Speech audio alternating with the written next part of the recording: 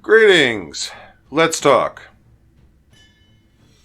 So I wanted to do something a little different, and rather than make a talking video, for lack of better terms, I wanted to invite you to look over my shoulder as I began the process of making a new medallion. I've recently been invited to contribute a very specific type of medallion to my kingdom for an upcoming arts and sciences event. And I was very excited about this, and it dawned on me. In my classes, I tell people all the time that my little 2-hour class is never long enough. This realistically is a 5-part class, and the first part of that is design. It's where you actually decide what are you going to put on the two faces of this little metal disc. And that's what we're doing here. I wanted to invite you to sit down next to me and watch as I designed this medallion. Now what you're seeing here is me just writing some words down. These are words that I know are going to show up on the medallion, and I'm counting how many characters each word has. This helps me with spacing. And it's just a list, and I've written the numbers down and circled them so it catches my eye. There's no real rhyme or reason to this. There's no right or wrong way to do it. This is just the way I begin the process of organizing what is going to go on there.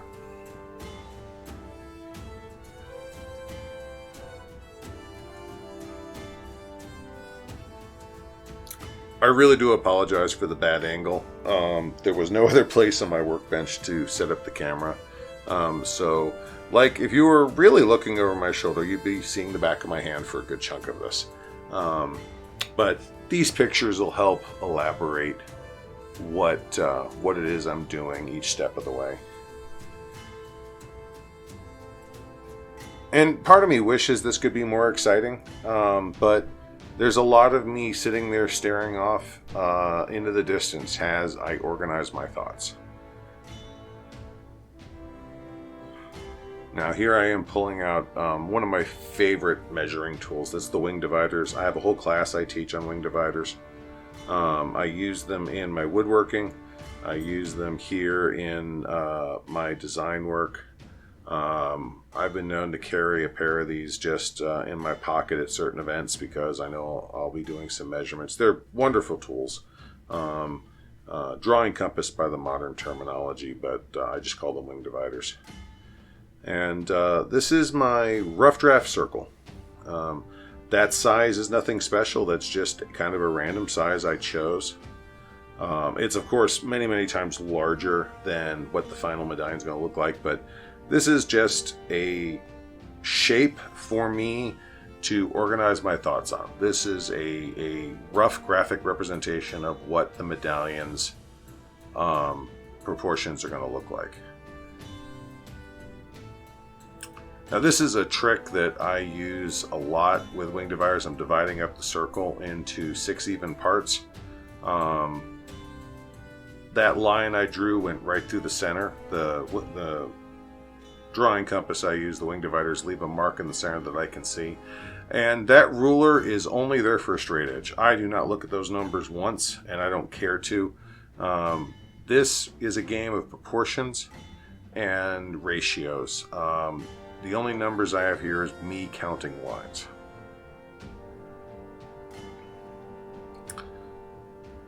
Now, it's divided up into 6 even spaces. Each of those lines that break it up are what are going to line up some of my letters.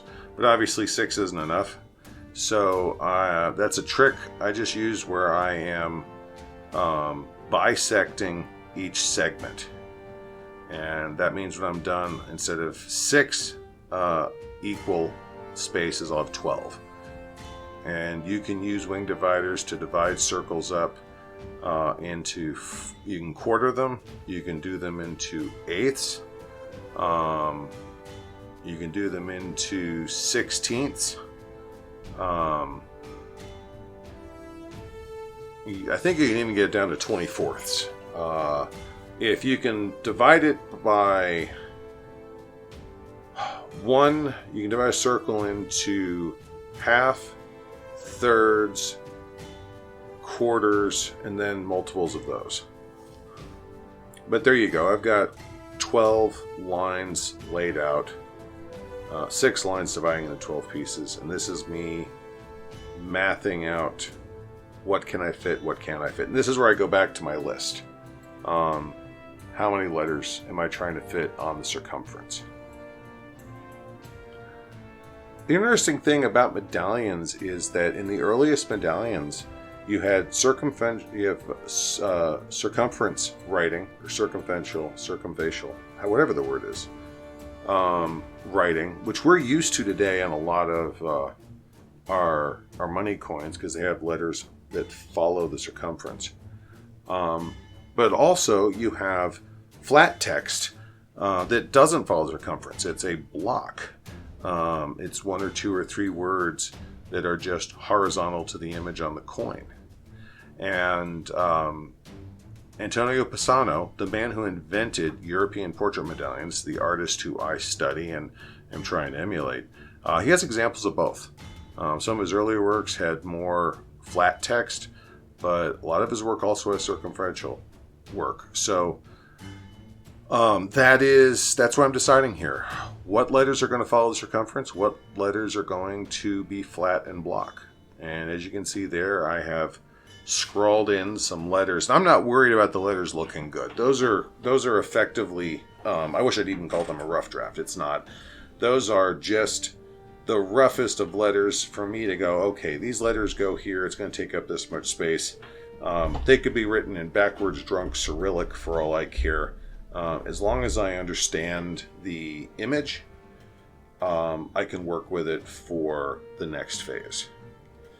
Now, it's another set of wing dividers. These have a screw on them. But you'll notice what I'm doing here is I am measuring words. And this is because of another failing the human mind has, and that's we have a really tough time translating distance that's going from one direction to another. Something that's tall, we have a tough time visualizing what that's going to look like lying down. And you notice that those words I'm measuring there are not lined up with the horizontal plane of that medallion. And I don't trust myself to go, oh, these should fit. So I measure them.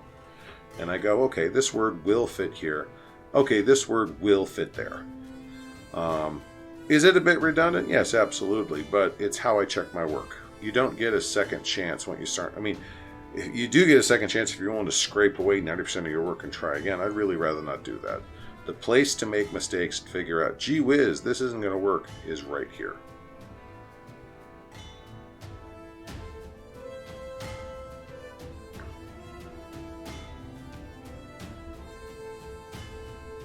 You'll probably notice at this point, it took me a few seconds to figure it out, and then I just didn't care about it for a minute, that me writing the word science is there.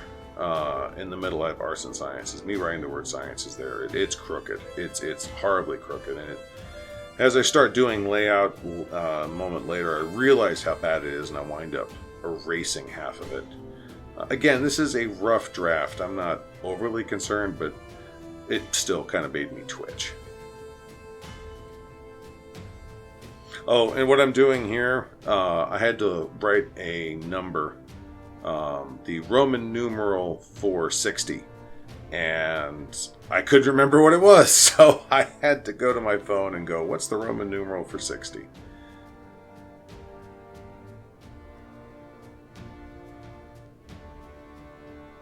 And actually, that's AS60, or Annos Societatis, of course.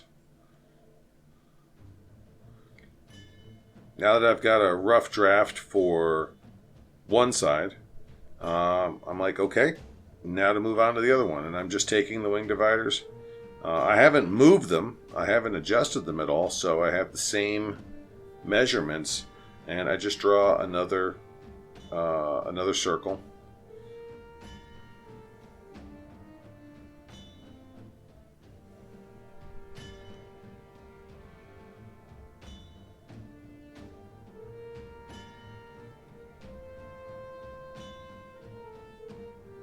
Adjusting my tools is something I do a lot. Sometimes I'm checking measurements. Sometimes I am trying to do something else. In this case, you notice I'm drawing a smaller circle on the inside. And what that is I know this face is going to have a raised edge on it. And this is, that inner circle really isn't proportional. This is, again, just kind of a note to me that, hey, this side of the medallion is going to have something else on the edge, and you have to account for that. Everything that goes on a medallion has to have some sort of, you have to have some sort of space around it so that it has room to exist. You have room to sculpt it. You can't have your letters bump into that edge, or they just get absorbed by it and then no longer letters. It'll be half a letter. And you have to have room around it to sculpt, because you build a medallion from the outside in. I've got to do the edge first, then the circumfacial lettering, then the center design. And I've got to have room to do all that. I've got to have room to get my tools in there. So that's why the planning phase is. That's why this is the way it is. It's me sitting there trying to decide, okay, how are we going to do this? What'll fit? And here we are again. This is exact same measurements as before. I'm dividing it up into sixths, and then I'm dividing those sixths.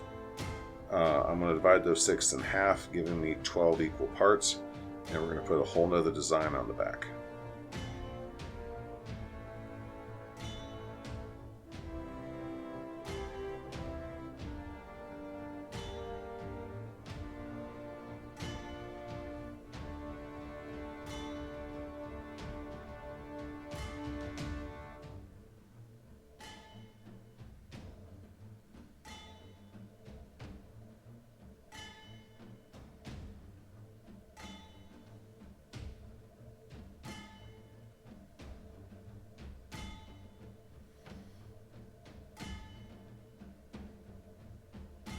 The wing divider really is one of my favorite tools.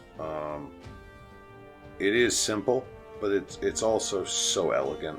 There's a reason I teach the class I do. I have a whole class I teach. It's just Introduction to Wing Dividers, Introduction to Drawing Compass. And it's actually targeted towards scribes. A lot of what I do can be used in design or engineering or carpentry or woodworking or whatever.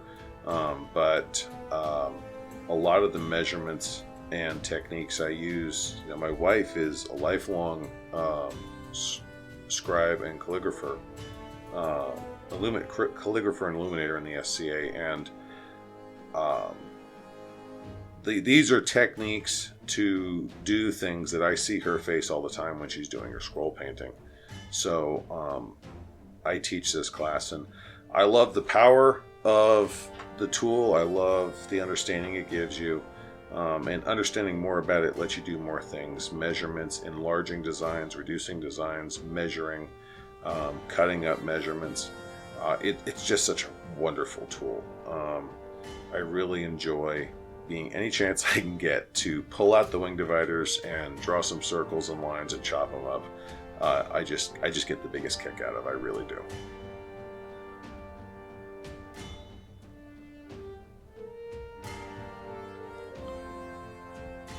You'll see in a minute how absolutely atrocious my handwriting is on this, and those letters are way too small. Again, I'm not worried about the letters being too small.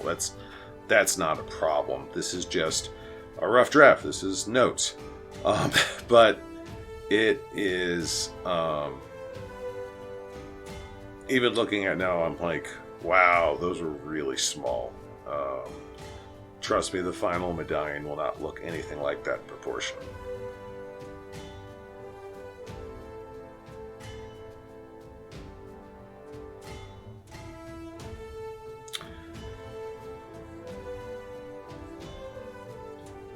I've hit a point here, and you can see in a minute as I pull open. That's my actual tool chest where all my metalworking, all my medallion making tools are located. I'm rooting around in there to pull out one specific tool, a molding gauge that I use. Oh wait, no, this isn't the molding gauge. I'm sorry. These are they're cookie cutters. These are the cutting forms I use to cut my blanks for the clay that I use for my medallions.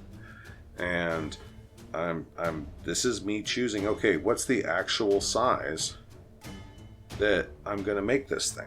And I'm looking at that and deciding, yeah, that looks pretty good.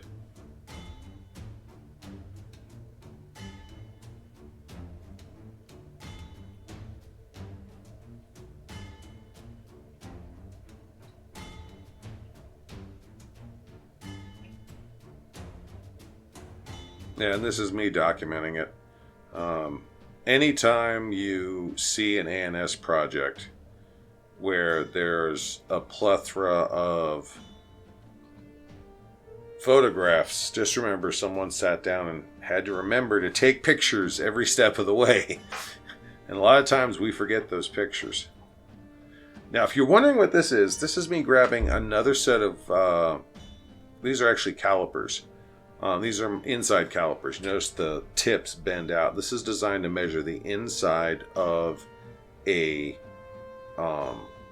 the inside of a diameter, like inside of a pipe or inside of a circle. And this is where I have to translate. That cookie cutter I have does not have a size to it. I mean, I'm sure there's a size written somewhere, but it's not anywhere on there. And I'm not going to measure it because, again, measurement's the enemy of accuracy. What I've done is I've drawn the line that I know is the correct width for the inside of that cookie cutter. And I'm using my wing dividers to cut that line in half. And by cutting it in half, I know I will have the center of the circle, and I'll be able to put my wing dividers on it and then draw a perfect circle on the paper that is the same diameter as that cookie cutter. And that's exactly what I'm doing here.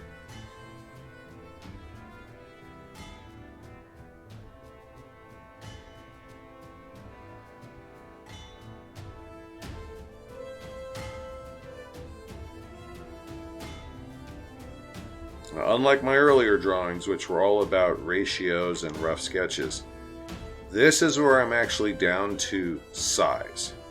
I need to know what the actual final product's going to be, and this is the time where the line size, the lines, the letters, the actual proportions, and the size matter. So I'm taking much more time on this one to do the layout.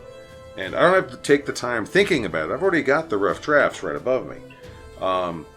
But this is where I need to make sure, okay, can the reality on a much smaller circle fit into the reality on a much larger, on a much smaller circle? And of course, after all that, I dropped my pencil.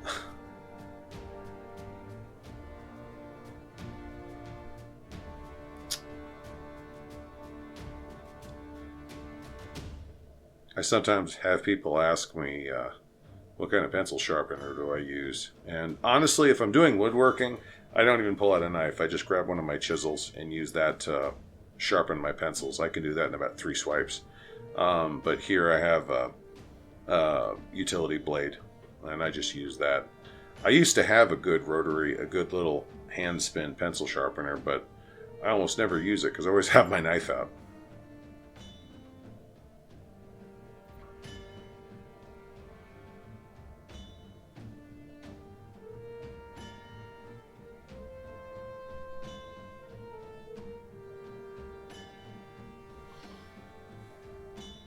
You see me check my measurements a lot at this point. I want to make sure there's not any drift. This is the type of space where you don't have a lot of room for mistakes.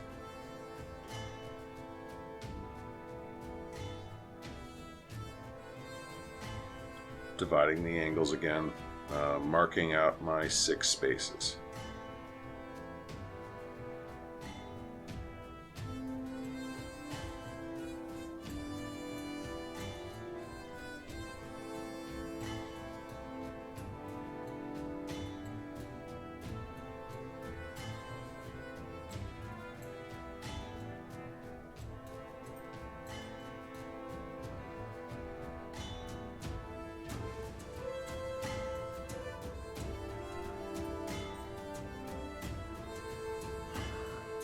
You may have seen me count that out once. I think I counted it in my head about 5 times before I finally accepted. Yes, I did draw that right.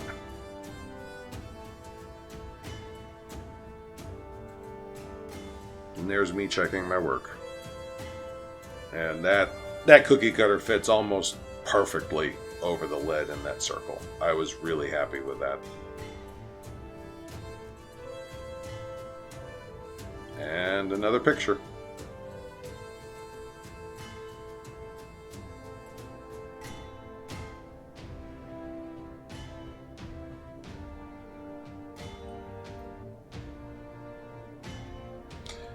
This is more of me checking my work. I'm going over all the measurements in my head. I'm trying to decide, do I want to draw the first face with what I have, or do I want to lay out both circles first and then go in on the details? In this case, I've decided, okay, I'm going to go in and do both circles, divide them up first, then I'll go in for the details afterward. There's not really a better way to do this, but it's one of those things where I was just in the frame of mind to do broad proportion and layout first, and I'll go in for the details. And now I'm sharpening the pencil, the wing divider pencil again, because the circle was really, or the pencil point was really dull. Kind of annoyed me.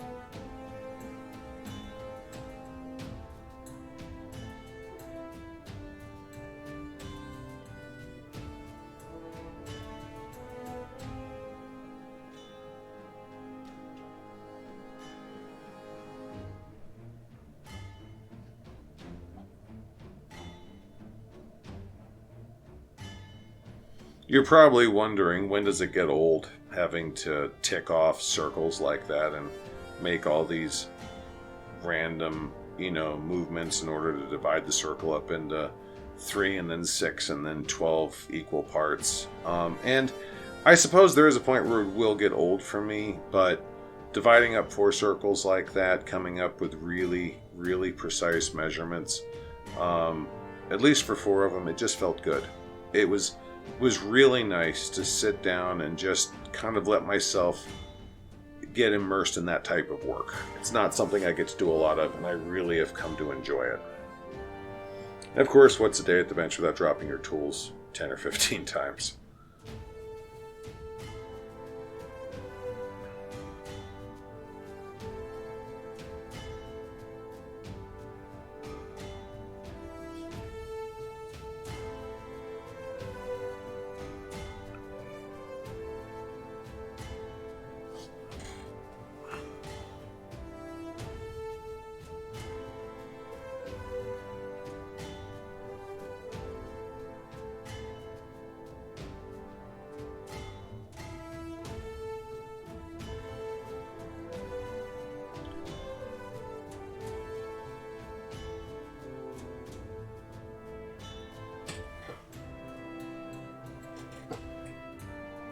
There's probably people out there right now yelling at the screen going, get a mechanical pencil, do it right, get something more precise. And That's valid. Even period artisans had much more precise tools than the blunt piece of lead and that pencil. And I do own some mechanical pencils. There are times where I absolutely do try and use those. But in this case, I wasn't too worried about it. The thickness of the lead wasn't a real concern for me. Because the lettering, the actual physical letters I'm going to be modeling later are much thicker than that lead. So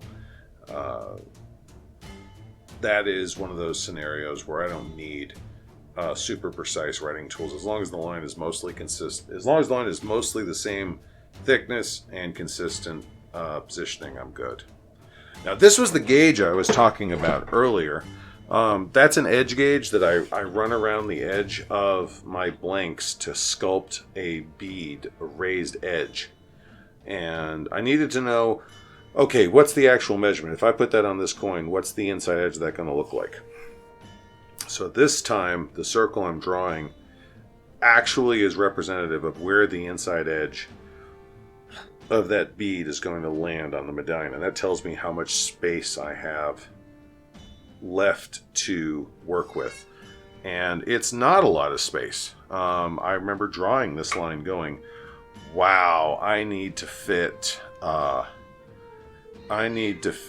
lot of letters, and I just lost a lot of space.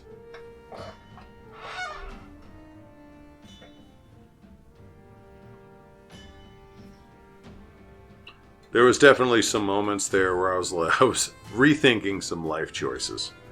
I was wondering if I needed to tear all this up and do another layout, but I pressed on, and I reminded myself of some of my earlier projects where I got some really small letters put together, and I looked at that circle real hard. Now what you're seeing here, this is another circle I'm drawing, and this isn't going to be an actual mark on the page. This is me doing the bottom edge of a layout line. And that, remember how I told you the brain doesn't translate distances when you change orientation? This is me drawing the lower edge of each letter so that all the letters are the same height. And there's a glorious shot of the back of my hand as I scratch in the lettering here. Almost knocked it off the edge of the table again. Classic Ivo.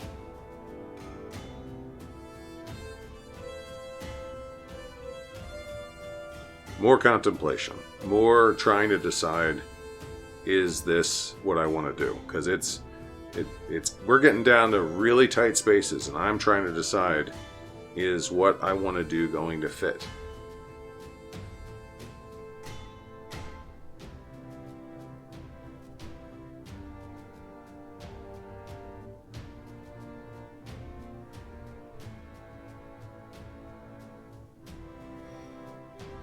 And again, that's a bottom of letter line. That's a guideline. Now, these letters will have room to be a little wider, a little taller, because I don't have that lip on the other face of the medallion. I don't have that space taking up the headroom. So those letters will be taller, but it still gives me a consistent bottom edge, which is what I'm looking for.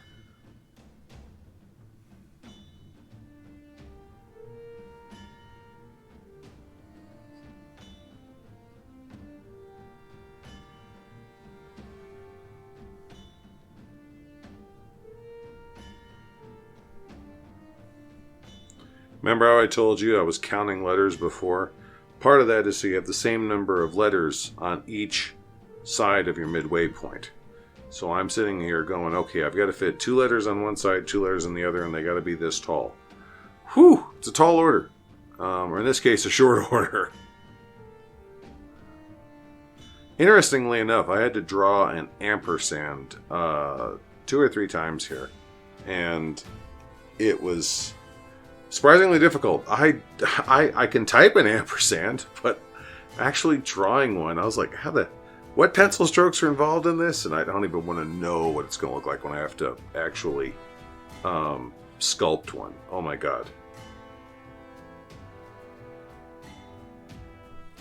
And if you look at that one, I really screwed up the sciences on that one. The second half of sciences just kind of runs off at almost a 45-degree angle, and I'm looking. There I go. I'm like, oh my god, no. And part of it, it's not as simple as, oh, I just screwed up, because normally I would be able to turn my coin or a regular piece of paper about 45 degrees to better line up with my arm. With this, I've got the papers, huge paper taped down to the table, so I'm kind of at the mercy of that. More pictures, more documentation. But hey, you get to see the pictures, right?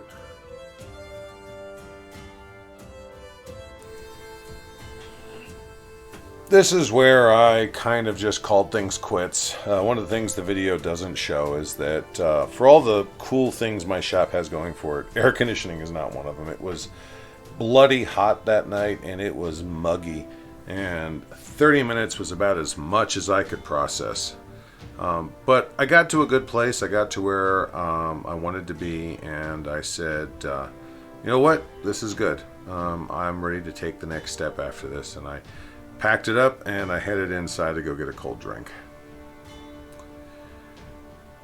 I don't want to pretend that 30 minutes is enough to do all the design. There was a lot of brainstorming that went in before this, and there was a lot of thinking and rethinking about what I've drawn after this part that you've seen. But I really feel like this video captures the important part, and that's that I sat down and I did measurements, I did design, I did layout, and I know what it is I'm going to try and model before I ever pull out clay or wax. And I want that to be the big takeaway. I thank you so much for joining me. This has been quite the adventure, and I hope to be the first in a number of videos where you can learn more about my process trying to reproduce Antonio Bassano's portrait medallion technique from the 15th century. Thank you very much, and have a great day.